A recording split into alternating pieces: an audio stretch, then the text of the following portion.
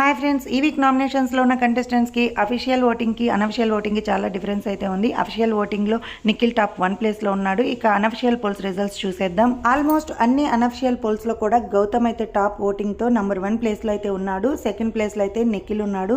ఇక్కడ నిఖిల్ ఓటింగ్ చాలా దారుణంగా కనిపిస్తూ ఉంది. నెక్స్ట్ థర్డ్ ప్లేస్లో అయితే నబీల్ ఉన్నాడు. ఫోర్త్ ప్లేస్లో అయితే ప్రేరణ ఉంది. ఇక్కడ ప్రేరణకి కూడా ఓటింగ్ చాలా దారుణంగా కనిపిస్తూ ఉంది. ఇక విష్ణుప్రియ అయితే 5th ప్లేస్లో ఉంది. అయినప్పటికీ తను కూడా డేంజర్ జోన్లోనే ఉంది. 6th ప్లేస్లో అవినాష్ ఉన్నాడు. అవినాష్కి ఈ వీక్ కొంచెం ఓటింగ్ పెరిగినట్టు కనిపించినప్పటికీ తను కూడా డేంజర్ జోన్లోనే ఉన్నాడు. ఇక 7th ప్లేస్లో అయితే పృథ్వీ ఉన్నాడు. 8th ప్లేస్లో టేస్టీ తేజ ఉన్నాడు. వీరిద్దరికి సేమ్ ఓటింగ్ అనేది జరగడంతో ఇద్దరు ఎలిమినేషన్ జోన్లోనే ఉన్నారు.